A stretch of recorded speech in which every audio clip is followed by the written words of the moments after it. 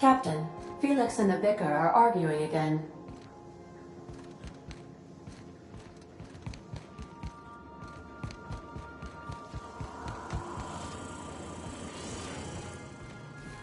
You don't think that's a problem? Whole ship's running on a computer's fancy.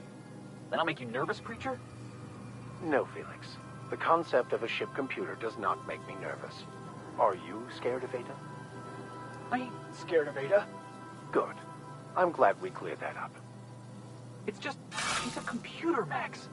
What happens when her equations tell her to cut off her oxygen? Or blast us all into space? Felix, Ada is not sentient.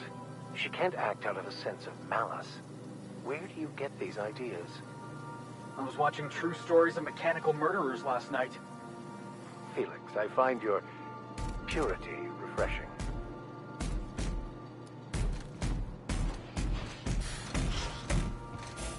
A pleasure to see you. Good to see you, boss.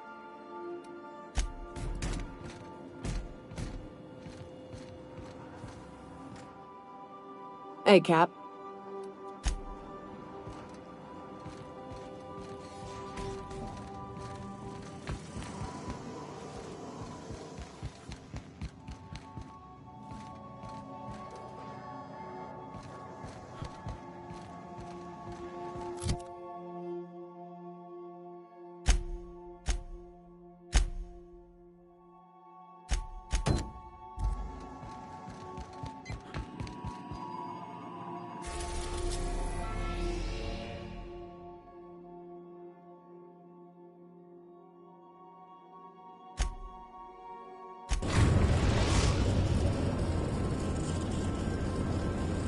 Now arriving at Phineas's top-secret orbital lab.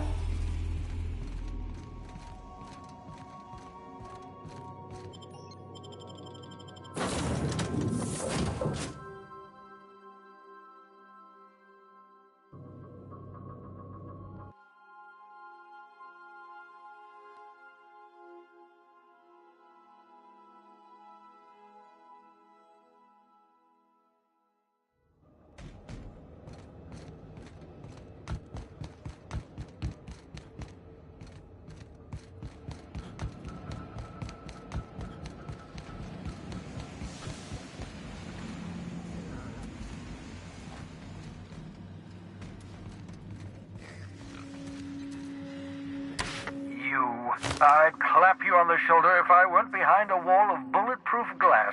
I don't know how you did it, but Hiram Blythe just sent me everything I needed. According to Hiram's message, Minister Clark has ordered a suspicious amount of dimethyl sulfoxide. It's almost as if he's hoarding the colony's remaining supply.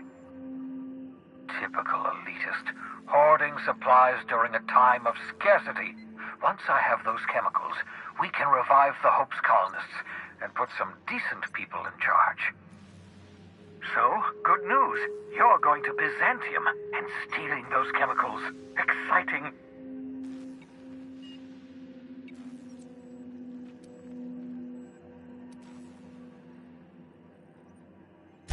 Aloysius Clark, Minister of Earth.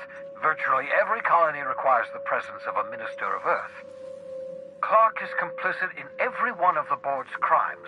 Whenever the board issues some new decree, you'll find Clark's signature on the dotted line.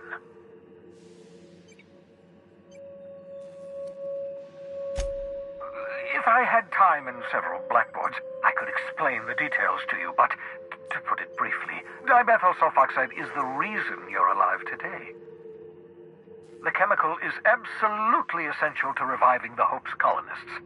I need you to steal as much as you possibly can. The more, the better. If you don't bring me enough chemicals, I might not be able to save the Hope's colonists, and then nothing will stop the board from destroying this colony.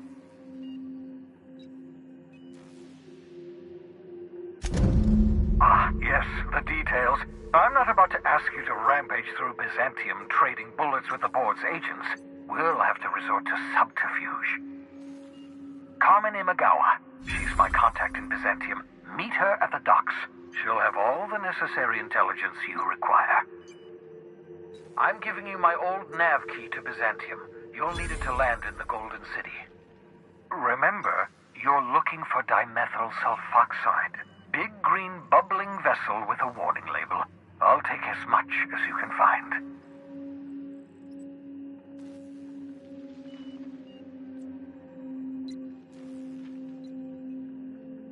You can trust her if that's what you're asking.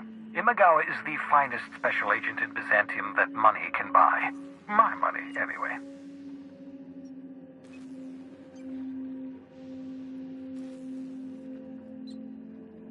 Of course, of course.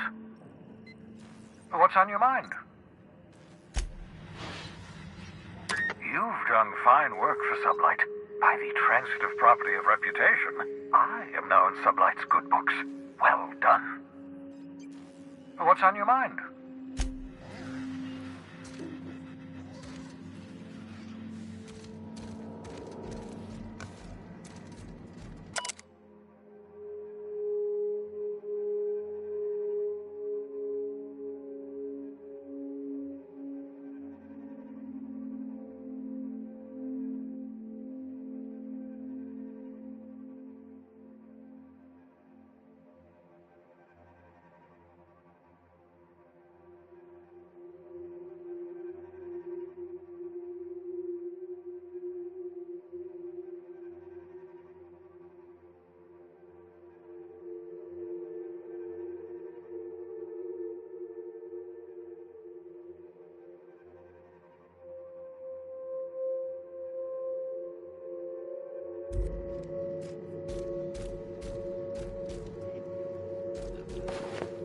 Your old hibernation mask.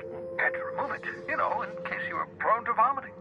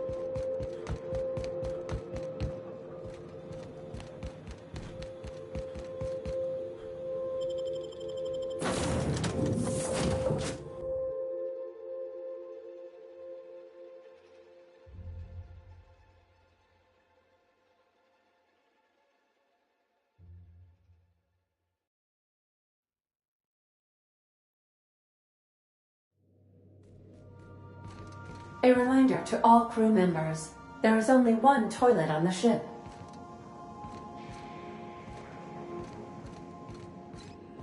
I understand we have decided to continue supporting the outlaw scientist, Dr. Phineas Wells. Welcome back, Captain. How can I be of assistance? I'll be here.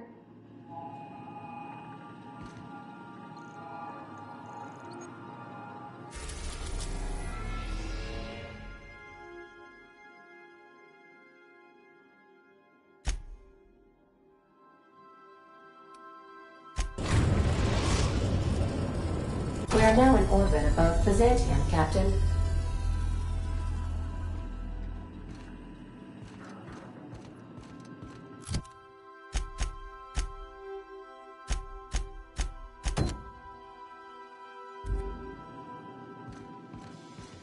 I've done plenty of smuggling runs, but this thing with the chemicals is bold. Since we're in Byzantium, there's something I've been meaning to do. I haven't actually talked to my folks in a while. Shocking, right? Anyway, it's probably about time I paid them a visit. Given the dangerous life I lead, they've got to be worried sick.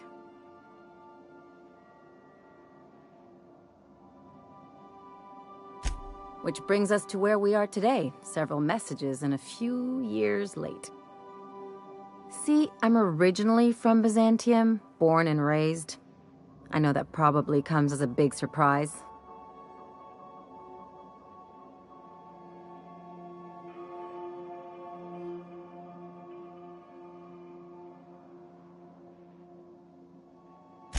Yeah, exactly.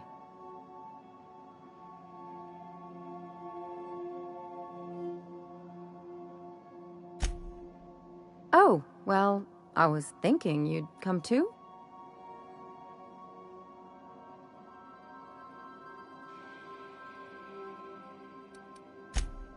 Because it would be fun?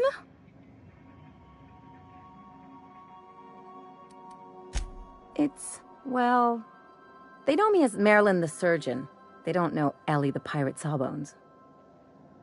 But you're authentic rabble. True riffraff. When they see you, they'll get it.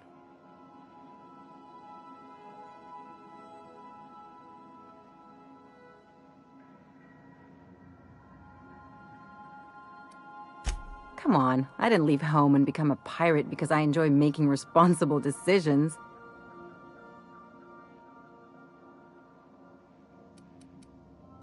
Of course not. I mean, not unless you want to bring a feral canid or a mantisaur on a leash. That'd make a real impression.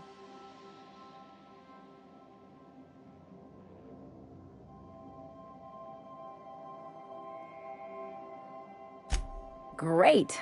And when we get there, draw out your rough edges a bit. If you've got an outfit you haven't washed in a while, maybe one with some blood stains, wear that one.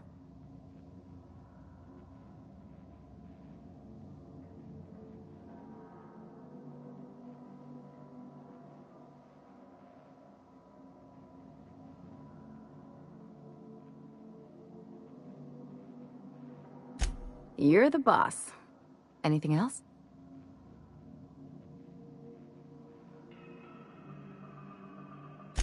I sure hope you negotiated for a raise with this Phineas guy.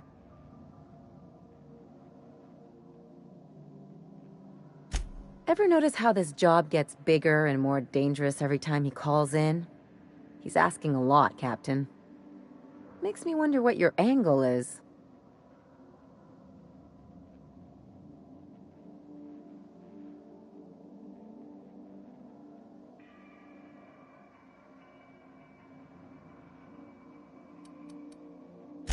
That's one way of looking at it.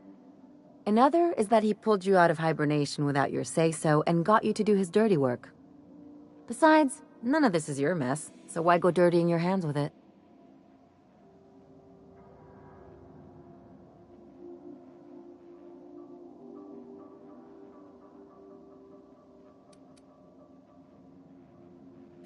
I haven't survived this long by being wrong.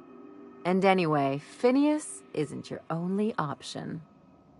The board's put a bounty on his head, and they've got more than enough bits to pay it. I've got no love for the corporations, but they know how to take care of their people. The ones at the top, anyway.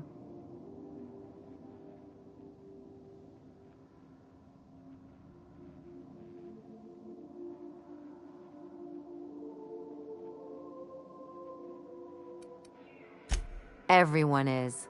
The board just pays the best. I know you want to save the day, but don't forget to look after yourself. No one else out here's going to.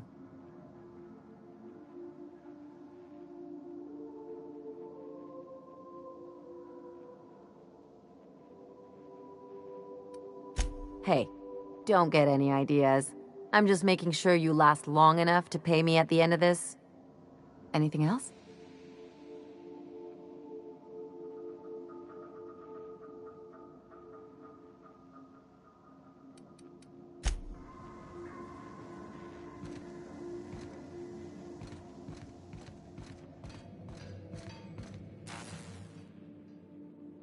You think I could hire myself out to ships in need someday? Be my own mechanic, like how Ellie's her own doctor? I wonder sometimes.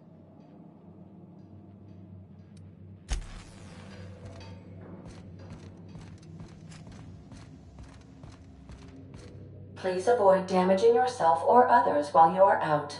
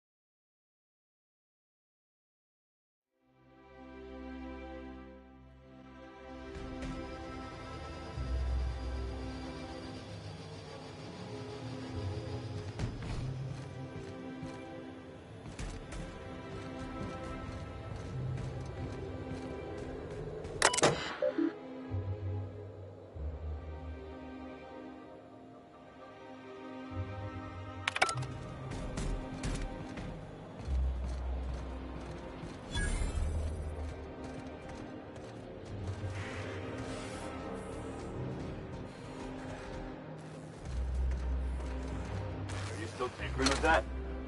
It's not gonna fix itself. Don't we have repair drones for that kind of thing? This was a repair drone.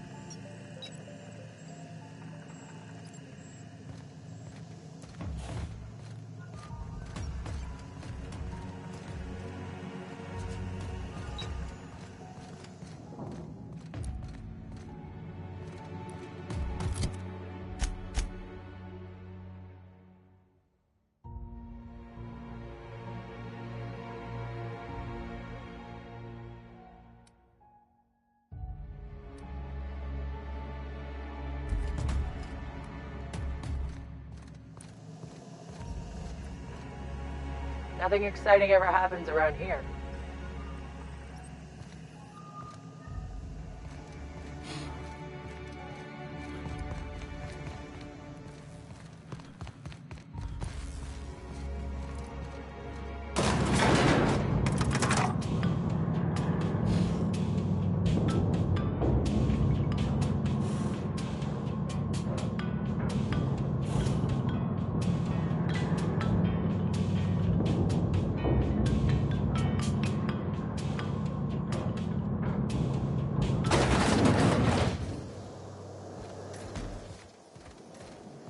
Why can't something exciting happen around here for once?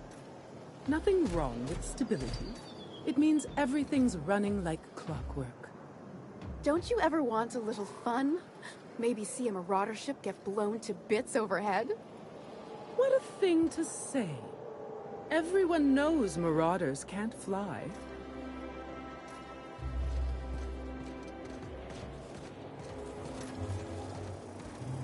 Hey, you. Yeah, you. Want to be famous?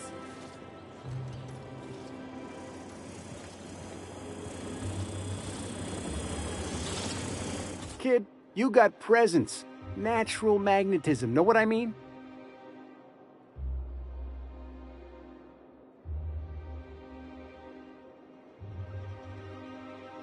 Tell you what, you're gonna like it a whole lot more once we start talking bits. Listen, you got an agent? Some kind of representation? Fresh, natural talent. I know it when I see it. Listen, you got a real special quality, raw energy. I see you in pictures, kid. I'm making a feature, Space Pirates of Moros Prime. It's gonna be a hit. But we still need a star, and I think you got the chops. No job is too great, too grueling, or too gruesome for a Sam. That's a unique model there. Might want to lease him for a Macbeth production, if it ever gets greenlit. So what do you say? You ready for the chance of a lifetime? Terrific! We're holding auditions at the studio. Head to Odeon Pictures and take the elevator. You're going all the way to the top, baby. Try anti-clear. It's better than nature.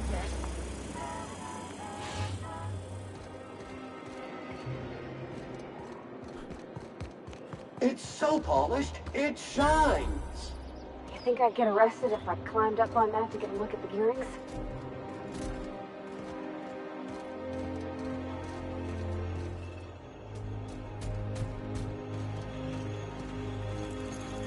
Spacer's Choice Adrenal.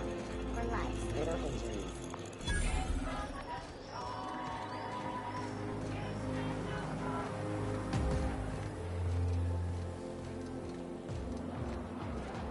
I've always loved that sculpture. You, with the hips. Over here. Let me take a closer look at you. The way you rest your weight against your hip suggests a certain rugged charisma possessed only by the mighty primal and the well-traveled spacer. Splendid. I love it. Your walk, your posture, the cut of your clothes. You carry yourself with the bearing of a noble, but you dress like a barbarian. How deliciously outre. I'm Celeste Jolicoeur, and you, my dear, are exactly what Byzantium needs.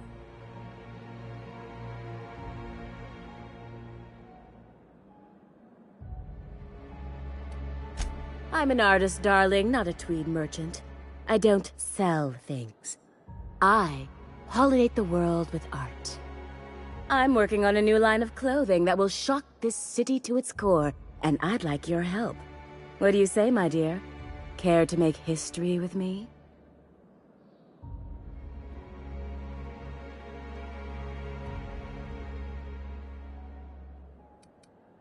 When I look at you, I see the very embodiment of everything the walls of Byzantium were built to keep out. Making an outfit worthy of you won't be easy. I'll need your help gathering the right materials.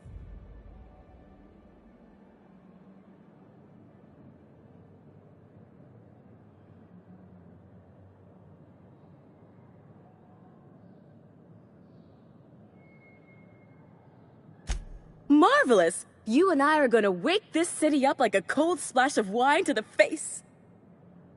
What I need is a survey of the outside world. What does the common laborer wear? How do the wild-eyed madmen of Monarch dress themselves?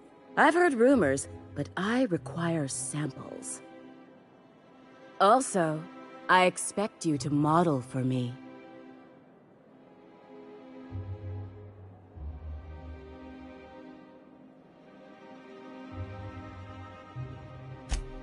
My dear, fashion is a performance art.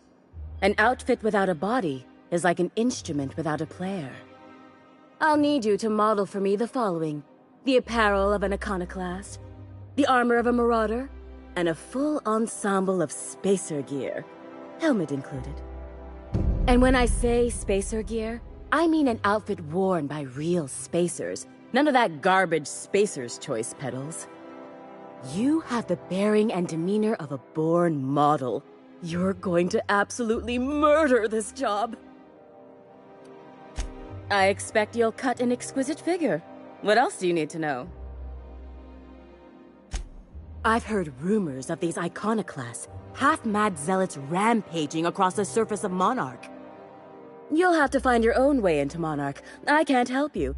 Even if I could, I prefer not to interfere with your creative process.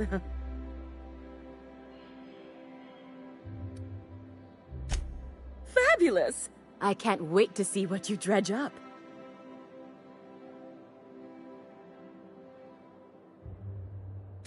You don't gotta be so forward about my reasons, Captain. Let me get a good look at you. Turn around, please, darling. My word. Such muscular shoulders. You're a vision, dear. I am no such thing, ma'am. Nonsense, you're absolutely lovely. Chin up now. I have just the thing for you. Let me do a back-of-the-envelope calculation. Materials, labor, licensing and copyright. There.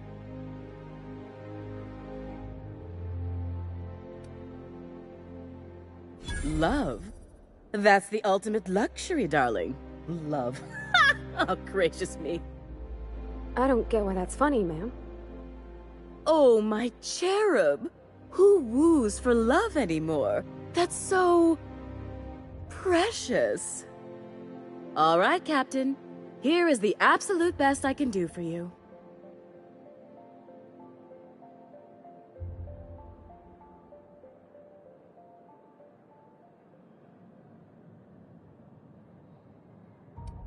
Darling, do I look like an amateur? I read her measurements by eye. And don't you ask, because they're no one's business but her own.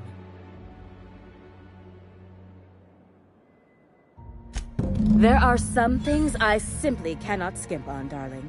Such a lovely young lady deserves the best.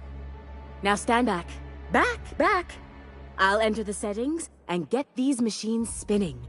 You'll be broke to bespoke in merely an hour.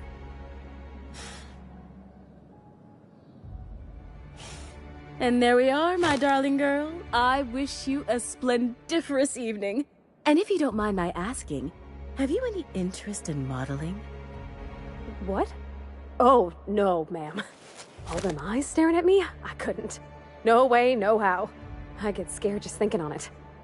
I wish you weren't so shy, my Violet. You truly are beautiful. I hope your date sees that as clearly as I.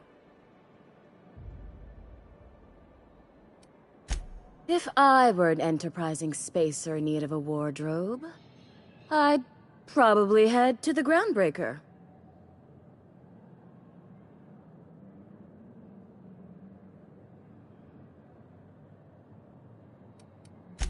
For you, anything.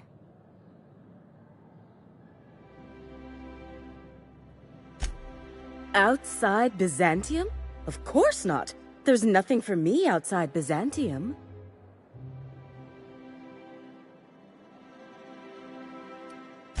Byzantium has lost its élan vital.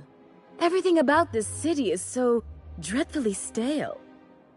I want to make people uncomfortable the way you do. You're an outsider. You clearly don't belong in Byzantium, and yet you strut about, doing as you please.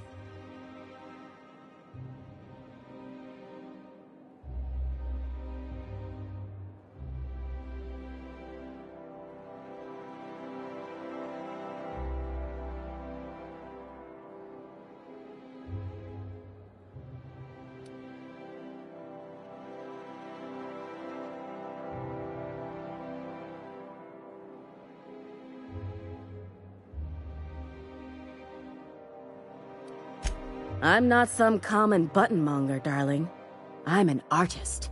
It's my job to make you uncomfortable.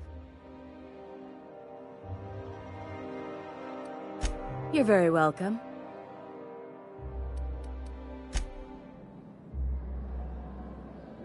Oh, can you believe this outfit? It's so handsome, I'm almost afraid to touch it. Well, I guess that's everything then. After all this time, I just have to actually do it now. You know, there's a part Junlei's been looking for to fix up the air cyclers. They only carried them on big colony ships, like the Hope.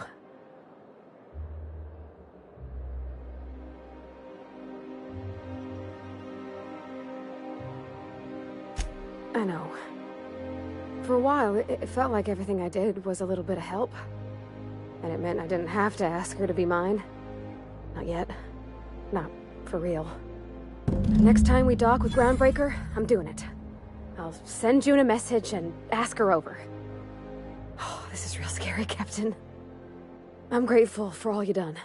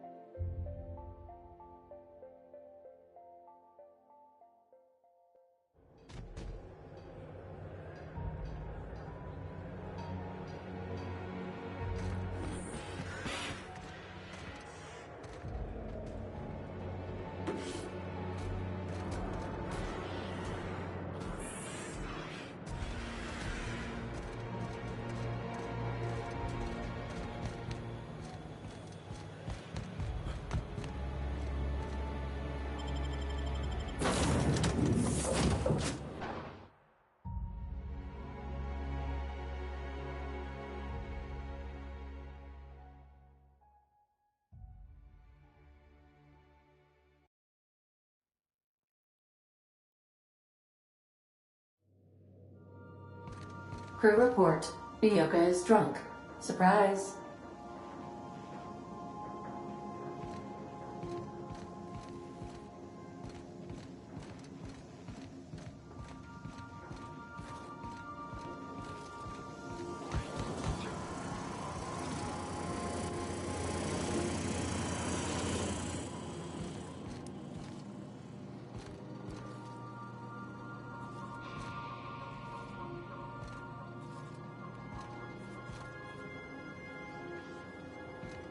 I've adjusted the spice containers to optimize the flow.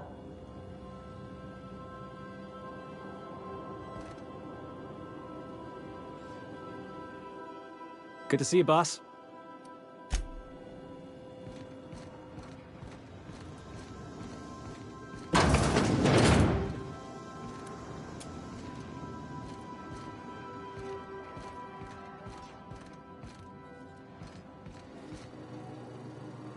Human, you are in violation of Cleanliness Ordinance 8886.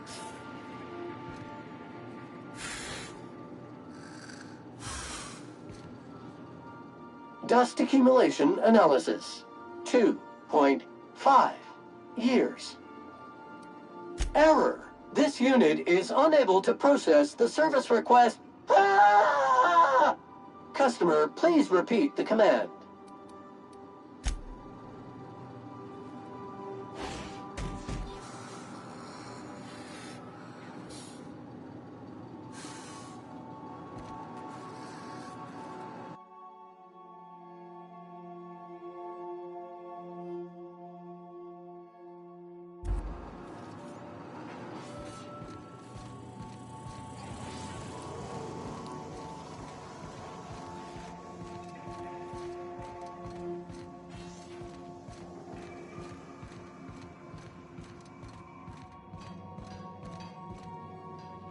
I swear, next time we put into Groundbreaker, I'm gonna do it.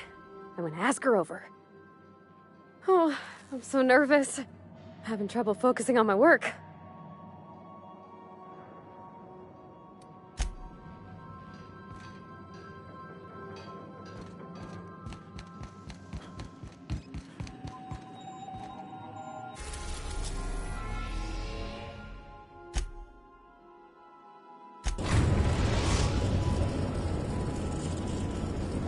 We've arrived at the Groundbreaker.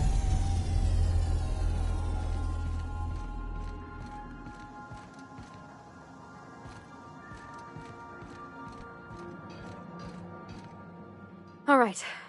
She's on her way. How do I look? Oh, my hands have finally stopped shaking. All right, all right. Deep breath. Here I go.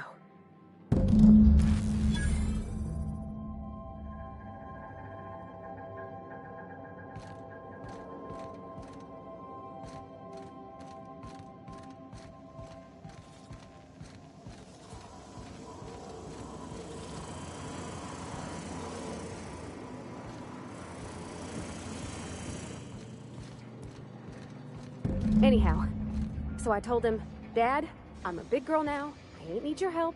I can do it on my lonesome. What did he say to that? Have at it then. And he handed me his favorite wrench, the one he used for the canner. He's probably half as tall as I was. He didn't scold you for talking back to him? Nah, he was never like that. I always thought it was funny when I get indignant about something. Then he'd watch me do whatever it was, make sure I didn't get hurt, but he'd never interfere. I learned a lot that way. I wish I could have met him. Anyone who helped shape you must have been a special person.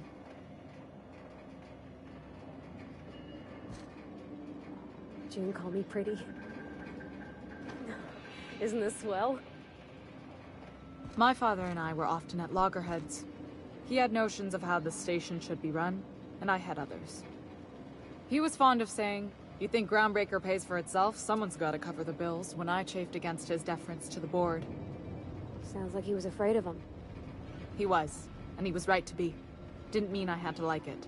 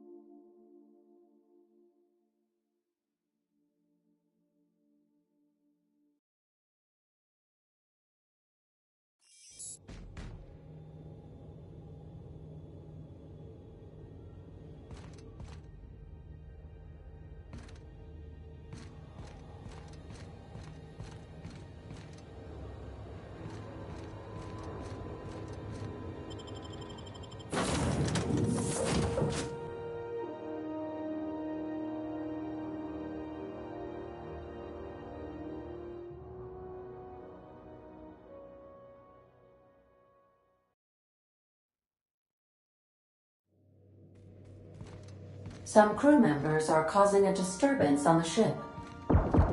Dead center. Next round's on you. Shh, the captain's coming. Put your gun away. Act casual. Oh, yes. This'll about do. That's a mighty clean weapon. Yep. Ain't no call for a closer inspection by anybody. Okay, Captain, she's gone.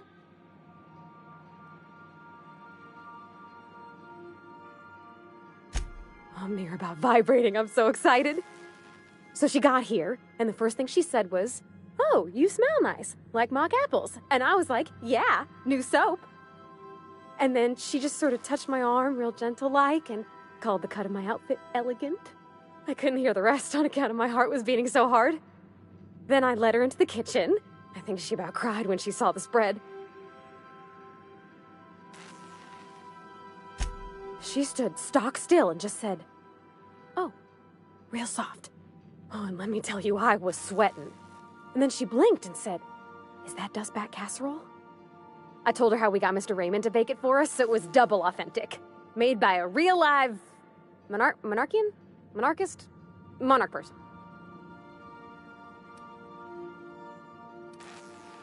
Well, we talked a bunch over dinner about the things we learned just through messages, stuff we repaired, how I taught her to salvage and she taught me to build.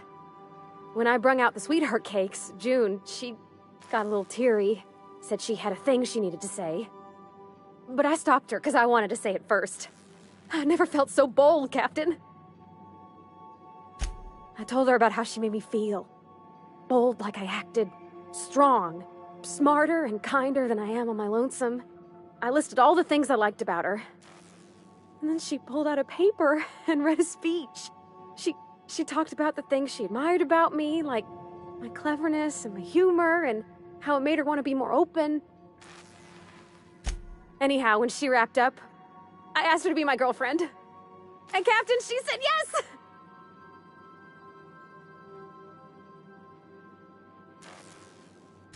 We talked about it some. I told her I wasn't sure how it'd work, how I've had a bad time of it in the past. She said we'll take it as it comes. Fix things together. Share meals, talk. Maybe she could rub my shoulders when they're sore. I said I might like that.